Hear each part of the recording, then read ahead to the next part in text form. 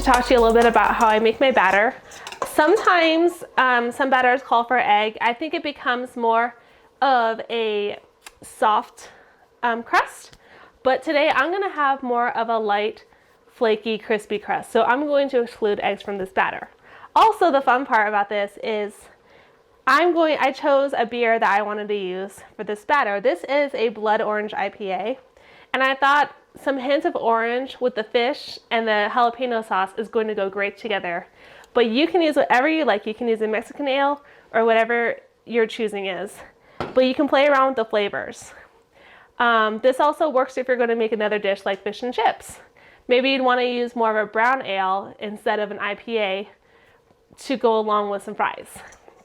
Anyways, I'm going to start adding ingredients to my dish, and I'll show you my proportions so you can follow along at home.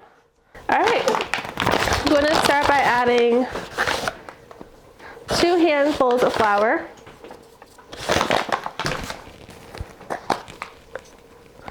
a sprinkle of baking powder. I might add a little bit more because the more baking powder you put in, the flakier and puffier it's going to make your batter.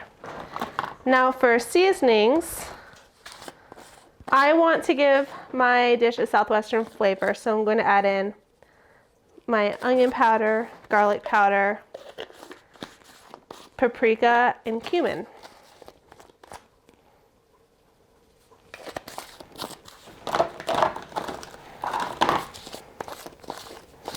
And I always grab my cumin from the Mexican food aisle because it's cheaper. If you're gonna get them in a bottle, they're usually 3 times the cost of what you can get this bag for in that aisle. So pretty much what I did here was equal parts garlic, onion, and paprika, and then a little bit of cumin on top. And I'm going to take a whisk and whisk all this together. And I'm going to add my salt into my normal pinch of salt. Actually, I'll put 2 in. All right. Now I'm going to begin adding my beer in. And actually, what I'm going to do first is you kind of want to use this batter immediately. So I'm going to cut my fish first, then add my beer in and dip my fish in the batter and start frying so that my mixture isn't sitting around and losing all the effervescence that's in there. All right, so for today I got some cod. Cod is a really great fish to fry with, so that's why I chose it.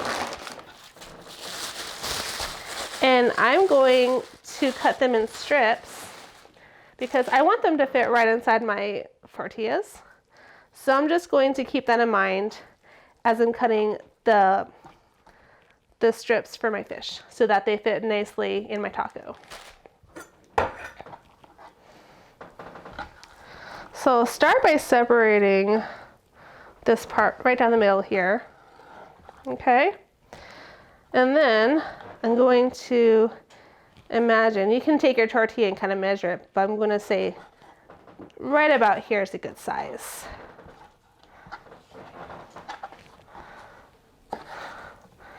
All right, now I'm going to begin cutting strips.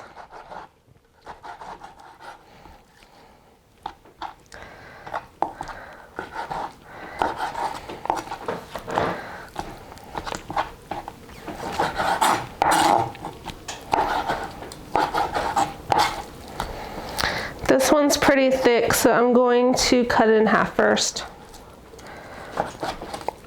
and then make my strips.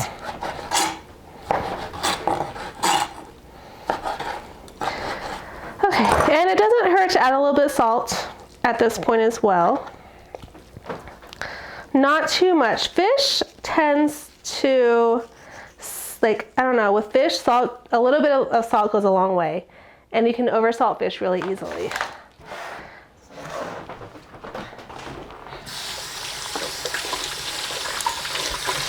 Okay, so I'm going to first get my oil heated up on the stove. And then I'm going to come back, finish this batter, and dip and fry my fish. All right, so the oil will take a little bit of time to heat up. I've taken a shallow saucepan and I filled it about halfway up with oil.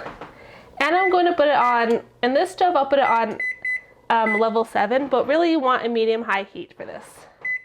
So I have oil, like I said, I have my oil in the pot. Ideally you want the temperature to be around 350 degrees.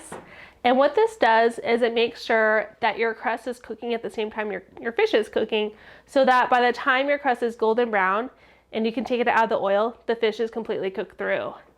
If you end up overcooking some of the crust on your fish, you can always just pop it in the oven at about 400 or 425 just to get the fish cooked all the way through. If you do have a cooling rack laying around, put that on top of a sheet tray and then put your strips of fish on top of that. Because if your fish is flush with a sheet pan, that bottom will become really soggy. Okay, so I'm going to begin by adding my beer into my flour.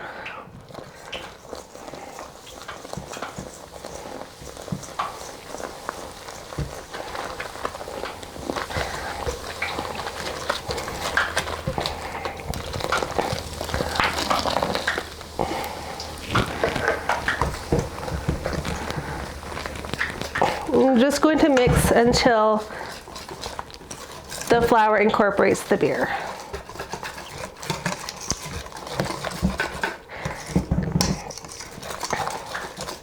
And this looks like a pretty good mix. I'm going to do a test fry just to make sure it comes out the consistency that I would like it. All right, so I'll get my station set up.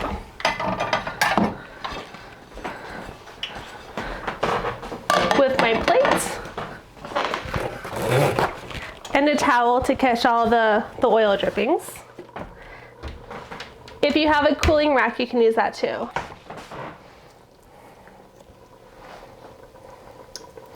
Just do a test. Oh yeah, it's perfect.